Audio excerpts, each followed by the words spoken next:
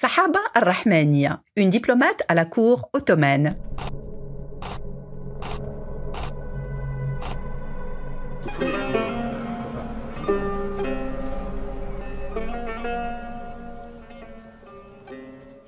Durant ses 18 années d'exil, elle s'était faite la protectrice des princes saadiens dans un contexte politique de tous les dangers. Son rôle reste ainsi attesté en tant que diplomate, ambassadrice auprès de l'empereur ottoman, sollicitant à Constantinople, actuel Istanbul, l'appui de la Sublime Porte pour la prise du pouvoir par son fils. Il s'agit là de l'une des épouses du sultan saadien Mohammed Cheikh et mère du futur sultan Abdelmalik As-Saadi. Sahaba al-Rahmaniya appartient à la tribu saharienne d'El-Hamna, du groupe d'Ubi Hassan, qui menait initialement un genre de vie fondé sur la nomadisation et sur le déplacement avec les troupeaux pour rechercher des pâturages et réaliser des échanges. Au même titre que les autres tribus Maqil, les Hamna, ainsi que le décrit le sociologue Paul Pascon, ont participé activement au commerce transsaharien qui faisait venir certaines branches au sud d'Agadir, à Essaouira ou à Safi, avant de subir les conséquences de la perturbation de cet équilibre économique causé par la pénétration étrangère. C'est dans ce contexte d'occupation des villes littorales au XVIe siècle qu'ont été proclamés les Saadiens dans le drap en tant que fer de lance de la guerre sainte, rejoints notamment dans un premier temps par les tribus du sud-ouest saharien. On peut ainsi suivre la montée d'El-Hamna qui ont participé en 1525 aux attaques saadiennes contre Agadir appelées par les Portugais Santa Cruz de Cabo de Aguerre. Comme d'habitude, en ce qui concerne les portraits de femmes ayant contribué significativement à la marche de l'histoire, les sources restent muettes sur des pans entiers. On peut supposer que Sahaba al-Rahmaniya a vu le jour au début du XVIe siècle, probablement compte tenu de son ethnique, au sein de cette tribu guerrière d'El-Hamna, désormais proche du pouvoir.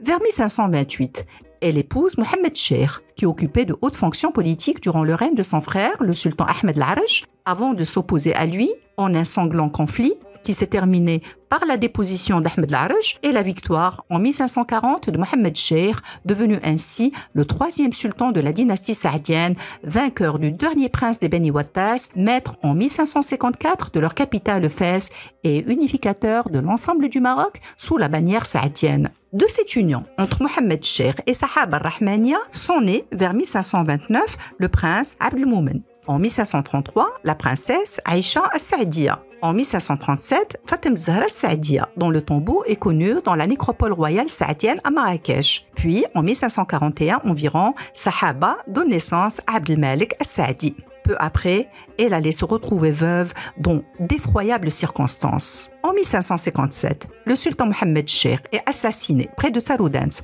la première capitale saadienne, par des membres turcs de sa garde personnelle, entrés peu avant à son service après avoir prétendu être des déserteurs de l'armée ottomane depuis la régence d'Alger. Sa tête tranchée à la hache a ainsi été transportée dans un sac en triomphe à Constantinople, où elle est restée longtemps accrochée au créneau des remparts. Ainsi s'était vengé Soliman Ier de celui qui a tenu à son indépendance politique, a rejeté les requêtes successives de ses émissaires, allant jusqu'à le qualifier du titre dédaigneux de sultan des Barcasses. Les fondements du pouvoir saadien n'en étaient pas ébranlés pour autant. Le trône est revenu tout naturellement au fils Abdallah, surnommé Al-Ghalib Billah, le vainqueur par l'appui de Dieu, dans la mer Rabi'a de Tidsi. Mais si le droit à la succession de Abdallah Al-Ghalib n'avait aucune raison d'être contesté, c'est sa décision de désigner son fils, Mohammed Al-Mutawakkil, comme héritier officiel, qui a provoqué un vif émoi, car il écartait, contrairement aux règles établies, les membres les plus âgés de la famille. Devant ces bouleversements et face à l'angoisse de perdre le trône, une purge a visé les oncles paternels et leurs fils. Les oncles paternels en question sont les deux fils de Sahaba, Abdelmoumen et Abdelmalik, ainsi qu'Ahmed, le futur Al-Mansour Al-Dahbi, fils de Mas'oud Al-Wazghitiya, à laquelle nous avons déjà consacré un portrait. Tous, auprès de Sahaba, ont donc fui vers les terres ottomanes voisines, d'abord à Tlemcen, ensuite à Alger. Certains historiens, à l'instar d'Ibrahim Harakat, pensent que Mas'oud Al-Wazghitiya a accompagné les princes saadiens, Ahmed et ses deux demi-frères, à Constantinople auprès du sultan ottoman en compagnie de Sahaba al-Rahmaniya, mère de Abdelmalik As-Saadi. Mais l'information ne fait pas l'unanimité, d'autres historiens estimant qu'elle était restée bien à l'abri dans son refuge à Sijil Massa. Sahaba Rahmania a joué d'abord un grand rôle dans la poursuite de l'éducation des jeunes princes et leur introduction à la cour. Son fils Abdelmalek avait tout juste 15 ans et son jeune frère Ahmed, le futur Al-Mansour, à peine 8 ans. Peu après, l'aîné Abdelmoumen, décrit par Younes Nakrouf comme étant fin lettré, jurisconsulte consommé, administrateur avisé autant qu'intègre, s'est uni à la fille du puissant vice-roi ottoman Beylerbey de la régence d'Alger, Hassan Pacha, fils de Khaireddin Barberousse, qu'il a nommé gouverneur de Tlemcen. Mais Abdelmoumen n'a pas échappé longtemps à la vindicte de son neveu, Moutawakkil, alors vice-roi de Fès et héritier présomptif du trône, qu'il a fait assassiner en 1571 par flèche en pleine prière dans la mosquée de Tlemcen pendant qu'il se prosternait pour la grande prière du vendredi, un jour du jeûne du mois de Ramadan. De son côté, Abdelmalek, qui avait épousé la fille du capitaine de la flotte d'origine albanaise, Mourad Reis, avait gagné les faveurs de l'Empire ottoman en participant à quelques batailles d'envergure comme celle de Lépante en 1571 avec son jeune frère Ahmed.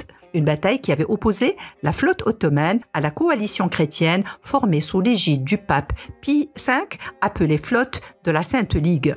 Sous ce règne de Sélim II, les membres de la famille saadienne ont décidé de se rendre par voie de mer à Istanbul, à la cour du sultan, dans son palais du Bosphore. Pendant ce séjour, ils ont pu entrer en relation avec les hauts dignitaires de la cour ottomane qui les ont introduits auprès du sultan Sélim II. Sahaba Rahmania est reçue également avec les honneurs dans l'espace des femmes et noue des liens avec Nurbanou Sultane, épouse de Sélim II et mère du futur sultan Mourad III. Mais Sélim II avait accueilli avec très peu d'empressement la demande d'aide en vue de conquérir le pouvoir avec la force des armes et a refusé de prime abord de favoriser un tel dessein. Cela dit, une occasion en or allait se présenter rapidement que Sahaba Rahmania allait saisir à pleine main. Nous allons voir comment. Une des conséquences de la bataille de Lépante en 1571 avait été la reconquête de Tunis par les Espagnols en la personne de l'infant Don Juan d'Autriche, fils de Charles Quint. Le sultan ottoman prescrit donc à ses gouverneurs à Alger et à Tripoli de réunir leurs forces navales pour rejoindre la flotte envoyée par la Sublime Porte afin de reprendre Tunis aux chrétiens. C'est ainsi qu'Abdelmalek a participé à la bataille de Tunis qui a permis la libération de la ville de l'offensive espagnole en 1574 et qui allait se solder par l'établissement de la régence de Tunis sous tutelle turque. Pour annoncer la bonne nouvelle, Abdelmalek était arrivé avec son frère 2 jours avant les autres combattants, en raison, disent les uns, de vents favorables, tandis que d'autres auteurs, à l'instar d'Ahmed Ben Khalid Naseri, soutiennent qu'il avait envoyé une missive à sa mère Sahaba annonçant la nouvelle de la victoire. Tous les auteurs quasiment soutiennent en tous les cas que c'était Sahaba Rahmania qui avait informé la première le sultan ottoman de l'exploit de Tunis auquel avait participé son fils. En échange de la bonne nouvelle, et ne perdons pas le nord, elle en profite pour demander un appui militaire en faveur d'Abdelmalek, ce que le sultan ottoman, qui allait mourir peu après, a accepté de bon cœur, donnant l'ordre à ses gouverneurs d'équiper Abdelmalek en hommes et en chevaux, ce qui sera effectué sous le règne de son successeur et fils, Mourad III. Après ces événements, Abdelmalek est parvenu en effet à renverser son neveu en 1576 avant d'entrer victorieusement à Fès et d'être proclamé sultan. C'est ainsi, écrit le professeur Abdallah Ghnoun, que cette dame a accompli parfaitement sa mission et inscrit son nom dans l'histoire du Maroc par son intervention en faveur de son fils. Elle nous donne, à travers son bref portrait, l'image d'une femme dotée de perspicacité, de clairvoyance et de détermination, ayant dirigé l'opposition pour vivre des années d'exil loin de sa patrie, acquérant son expérience et sa connaissance des arcanes du pouvoir dans l'enceinte des palais. D'autre part, elle nous renseigne sur un autre aspect des mœurs diplomatiques et politiques dans le cadre de relations complexes avec l'Empire ottoman.